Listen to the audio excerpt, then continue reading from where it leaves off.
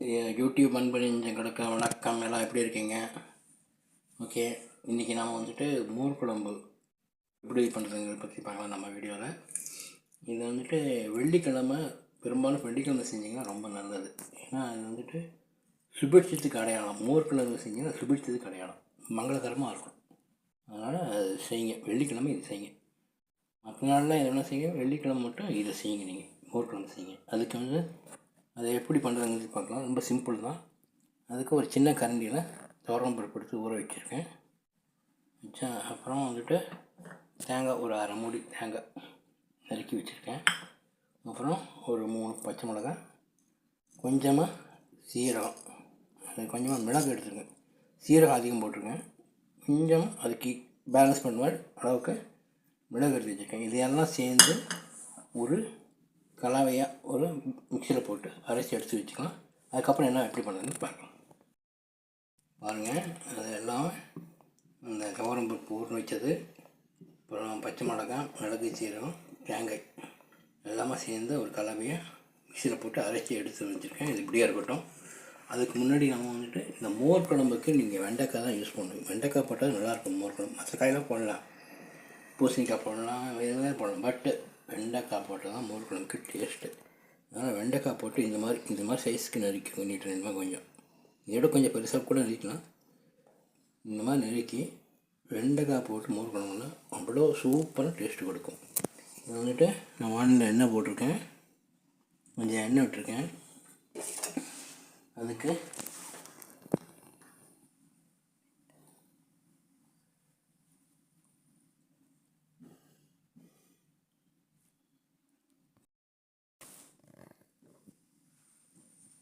பாருங்கள், கடுகு கொஞ்சம் போட்டுக்கிறேன். இது கூட உளுத்தம்பருப்பு, ஒரு 2 உளுத்தம்பருப்பு, அப்புறம் வெந்தயம்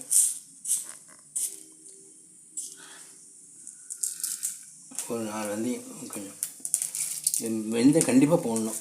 வெந்தயம் போடணும். தாளிக்கிறதுக்கு இது 3 ஐட்டம் போட்டு தாளிச்சிட்ருக்கேன்.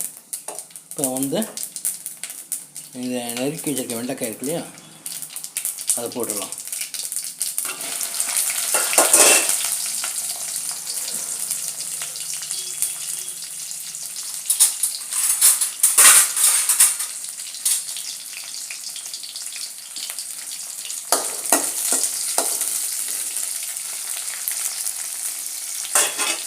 வெண்டைக்காய் நல்லா ஃப்ரை ஆகணும்.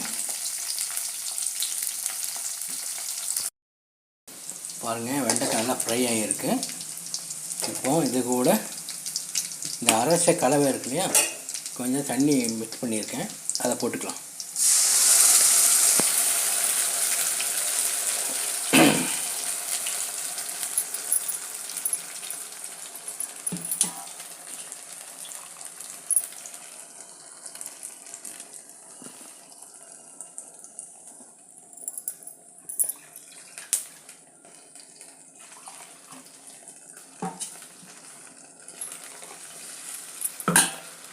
அரைச்ச கடலை போட்டுருக்கேன், கொஞ்சம் தண்ணியை ஆட் பண்ணியிருக்கேன்.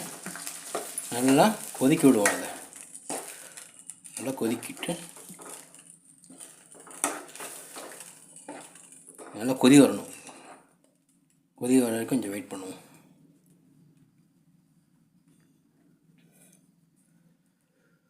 இப்போ இது கூட நாம் கொஞ்சம் மஞ்சத்தூள் போட்டுக்கலாம். மஞ்சத்தூள்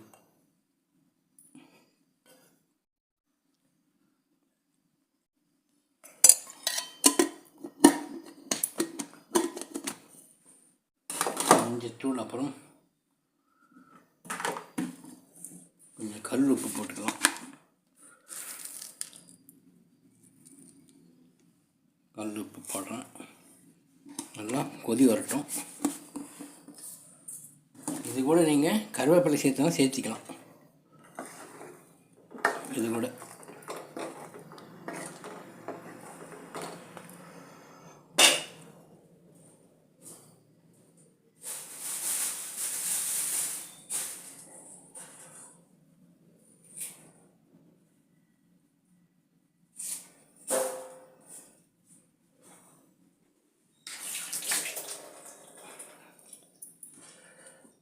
கருவேப்பிலை போட்டுக்கலாம். கருவேப்பிலை மணமாக இருக்கும்.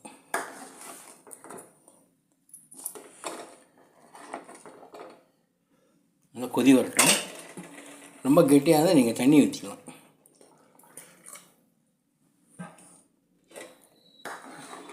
நல்லா கலக்கி விட்டேன்னு வச்சுக்கோங்க. கொதி வந்ததுக்கு கொதி வரட்டும், அப்புறம் சொல்கிறேன். பாருங்கள், கொஞ்சம் இப்போது கொதி வந்துடுச்சு. இப்போ இந்த ஸ்டேஜில் நாம் என்ன பண்ணணும், மோர் இருக்கு இல்லையா, மோர் ஆட் பண்ணிக்கலாம். கொஞ்சம் கெட்டியாக இருக்கட்டும் மோர், ரொம்ப தண்ணியாக வேண்டாம்.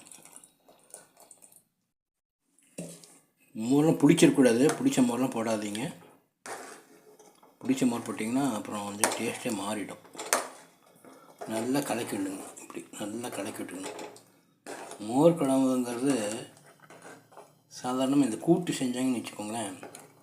கூட்டு செஞ்சாங்கன்னா விசேஷ காலங்களில், பண்டிகை காலங்களில் கூட்டு செய்வாங்க. கூட்டு செய்யும்போது இது கொஞ்சம் தொட்டுக்கிறதுக்கு மோர் குழம்பு தான் ஊற்றுவாங்க. ஹோட்டல்லே பார்த்தீங்கன்னா புளி குழம்பு இல்லை மோர் குழம்பு கொடுப்பாங்க சாம்பார் சாதத்துக்கு அப்புறம். இது சாதத்தில் பசங்க சாப்பிட்டா அவ்வளோ டேஸ்ட்டாக இருக்கும். அது அவ்வளோ டேஸ்ட்டாக இருக்கும். ஆனால் வெள்ளிக்கிழமை மோர் குழம்பு தான் பெஸ்ட்டு. இது அப்பயே சொன்னேன்னா அதே தான், சுபிட்சமாக இருக்கும். இது நீங்கள் செஞ்சு பாருங்கள், கண்டிப்பாக நீங்கள் உணர்வீங்க. கொஞ்சம் இன்னொரு கொதி வந்ததுக்கப்புறம் நாம் இறக்கி வச்சிடலாம். அது வெண்டைக்காய் போட்டு செய்யுங்க. மற்ற காயில் போடலாம், பூசணிக்காய் போடலாம், சேனக்கிழங்கு எது வேணால் போடலாம். பட்டு மோர் குழம்புனா வெண்டைக்காய் மோர் குழம்பு தான் சூப்பராக இருக்கும். நீங்கள் மற்ற நாள் எப்படி வேணால் செஞ்சுக்கலாங்க. இந்த சாம்பார், கூட்டு, அந்த மாதிரி இந்த ஐட்டம் வேணால் செய்யுங்க. வெள்ளிக்கிழமை மட்டும் இது செய்ய மறந்துடாதீங்க. இது மட்டும் செய்யுங்க. நிச்சயமாக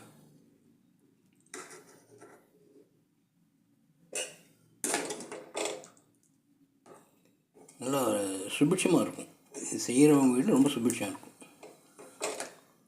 மோர் குழம்பு. ஆனால் கொதி வரட்டும்.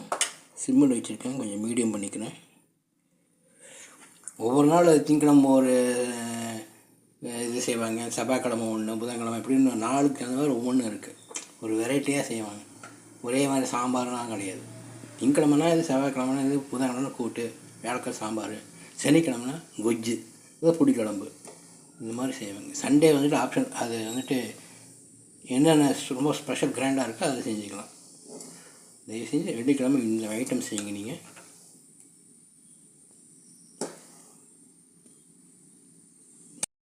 பாருங்கள், சூப்பராக கொதி வந்துடுச்சு. இப்போது மோர் குழம்பு ரெடி ஆகிடுச்சு. இந்த மாதிரி இப்படி இருக்கணும், ஓகேங்களா? நீங்களும் இதே மாதிரி செஞ்சு பாருங்கள். இந்த சேனல் கொஞ்சம் தயவு செஞ்சு சப்ஸ்கிரைப் பண்ணுங்கள் ப்ளீஸ். ஆனால்